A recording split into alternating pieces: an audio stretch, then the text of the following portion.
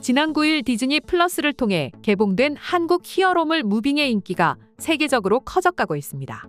개봉과 동시에 홍콩을 비롯한 동남아 국가들에서 동시 1위를 기록하는가 하면 한국 작품에 인색한 일본에서마저 5점 만점에 4.4점을 받으며 폭발적인 인기를 얻고 있다 하는데요. 일본인들은 오히려 좌절하는 반응까지 동시에 보여주고 있었습니다. 다들 아시는 것처럼 만화나 애니하면 가장 먼저 떠오르는 나라는 일본이었습니다. 일본의 만화 시장은 지금도 세계에서 손꼽히는 수준이긴 하지만 분명 과거와는 절대 비교할 수 없을 정도로 쇠퇴하고 있죠. 하지만 일본인들은 한국이 아무리 일본의 기술력과 경제력을 따라와도 만화 시장만큼은 절대 따라올 수 없다고 장담했었습니다. 그러나 지금은 완전 반대 상황이 되어버렸죠. 하지만 일본을 비롯해 전 세계의 만화 시장이 책에서 웹툰으로 넘어오게 되면서 점점 한국의 웹툰이 세계적으로 인기를 얻고 있습니다. 심지어 일본인들마저도 말이죠. 더욱이 한국의 웹툰이 외국인들에게 관심을 받는 이유는 웹툰을 토대로 드라마나 영화를 만들고 또 대부분 대충 비슷하게 따라 만드는 게 아니라 최대한 완벽하게 실사화해낸다는 점이죠. 더구나 이렇게 웹툰을 기반으로 한 드라마나 영화를 본 네티즌들의 경우 웹툰이 원작이기 때문에 원작이 재밌다는 사람들과 아니다 웹툰이 원작일지는 몰라도 영상으로 보니까 훨씬 더 생동감 넘치고 재밌다.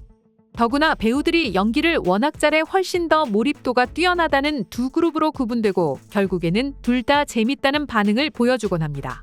실제 몇몇 작품을 살펴보면 최근 인기리에 방영되고 있는 무빙 외에도 무빙과 같은 대한민국의 대표 히어로물 시리즈 중 하나라고 평가받는 경이로운 소문 역시 웹툰이 원작이죠.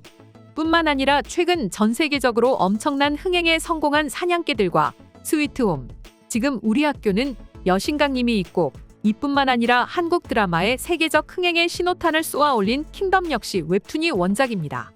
게다가 일본인들이 최고의 명작 드라마 중 하나로 손꼽았으며 또 직접 리메이크하기도 한 이태원 클라스 역시 웹툰을 원작으로 한 드라마입니다.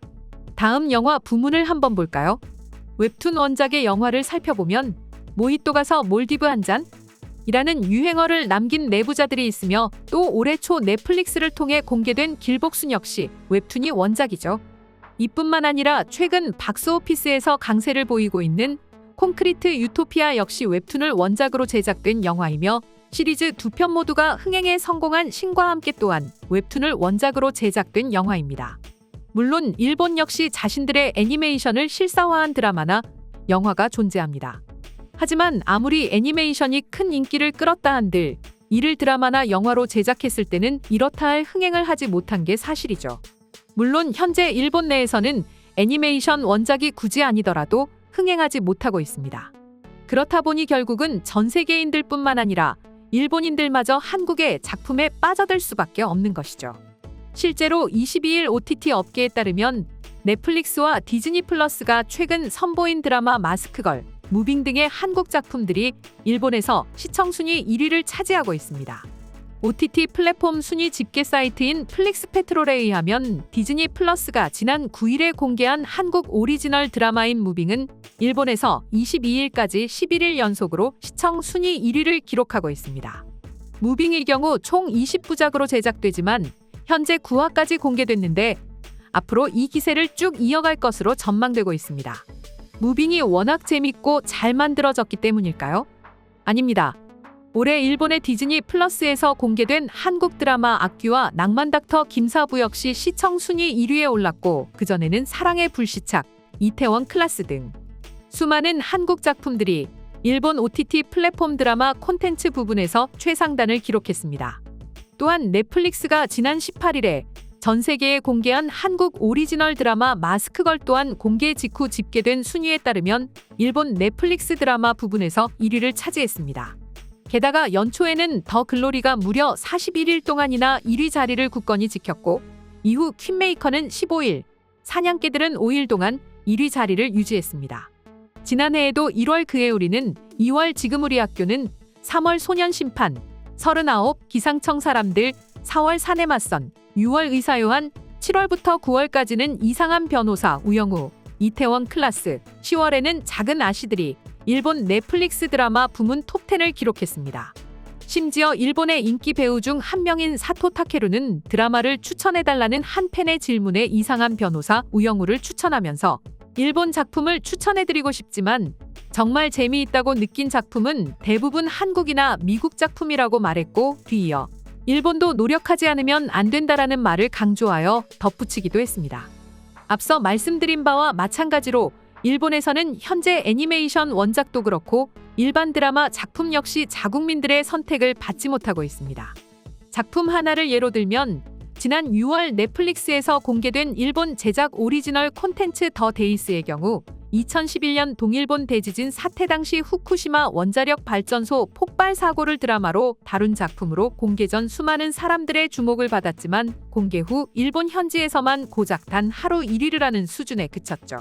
그렇다 보니 현재 일본인들은 반도체도 그렇고 자동차도 그렇고 전자기기 등에 이어서 이제는 일본이 무조건 최고라고 꼽던 만화까지 한국에게 패배하고 있다는 것을 스스로 인정하고 있으며 배우 사토 타케루와 마찬가지로 더 이상 일본 작품들에게는 희망이 없고 이대로 일본이 세계를 주름잡던 모든 분야에서 한국에게 뒤처질 것이라는 반응을 보여주기도 했는데요. 그럼 지금부터 이와 관련한 일본인들의 반응 한번 살펴보도록 하겠습니다. 한국 드라마가 재밌는 건 예전부터 알고 있었어. 난 아마도 10년 전부터일 거야. 진짜 10년 동안 일본 드라마나 영화의 발전은 조금도 없는 것 같아. 그나마 가수들은 한국에서 시스템을 도입해서까지 열심히 노력하는 것 같은데 배우 쪽은 전혀 관심이 없는 것 같아. 이게 일본의 현실이지. 이제 이 말에 반박하는 사람은 없지 않을까요? 최근 몇 년 동안 우리가 만든 드라마를 주제 삼아 이야기하는 사람은 거의 없는 것 같죠. 안타까운 일이지만 확실합니다. 진짜 재미없어요. 한국 드라마가 훨씬 재밌어요. 일본은 애니메이션을 실사화한다는 말이 많지만 그마저도 이제는 기대감이 떨어집니다. 그냥 재미가 없으니까요.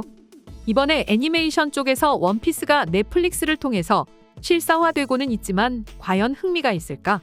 우리가 만든 것도 아니고 저쪽 나라에서 만들었으니 솔직히 기대는 떨어집니다. 원피스가 한국에서도 큰 인기를 얻고 있는데 한국이 한번 만들어보는 건 어떨까 싶은데 말입니다. 한국이 만들면 뭔가 배우도 그렇고 제작도 그렇고 찰떡같이 만들지 않을까 싶죠. 한국은 그런 건 정말 기가 막히게 잘 만들어버리니까 말이죠. 솔직히 돈만 쥐어주면 한국은 헐리우드급 영화를 만들어낼 수 있을지도 몰라요. 일본은 이제 망한 거나 마찬가지야. 문화 거지가 돼버렸어. 어쩜 이렇게 수십 년 동안 재밌는 작품이 하나도 나오지 않는 거지? 넷플릭스나 아마존 프라임 같은 OTT 시장으로 넘어간 상황이지만 여전히 재미있는 작품은 없고 대부분은 한국 작품들을 보고 있다고. 일본에서 디즈니 플러스는 한 5위쯤 되려나요? 일본에서도 한국처럼 디즈니 플러스는 별로 흥행하지 않습니다. 하지만 그럼에도 불구하고 지나가면 엄청 많은 사람들이 무빙에 대해서 말하더군요. 정말 얼마나 많은 사람이 봤는지. 무빙 저도 봤어요. 개인적이지만 초반에 꽤 지루하다는 느낌을 받았습니다. 하지만 회가 거듭될수록 너무너무 재밌더군요. 지난주에 9화까지 모두 봤고 저는 이번 주 1화부터 다시 정주행하기 시작했어요. 그래도 재밌더군요. 만화도 사람들이 대부분 인터넷으로 보고 있어. 일본이 자랑하던 만화는 이제 별로 인기가 없어. 최근에 최애의 아이가 대박을 치면서 역시 일본이라는 말을 조금 듣기는 했지만 대부분의 사람들은 한국판 웹툰을 더욱 선호하는 것 같더라. 언제든지 스마트폰만 있으면 작품을 볼 수 있기 때문이겠지. 그런 건 확실히 한국이 잘하는 것 같죠. 뭐 솔직히 이제 정말 많은 분야에서 한국에게 따라잡혔어요. 과연 일본 이대로 괜찮을까요? 이상 속닥속닥이었습니다. 영상이 재밌으셨다면 구독, 좋아요, 알림 설정 한 번씩 부탁드리겠습니다. 시청해주셔서 감사합니다.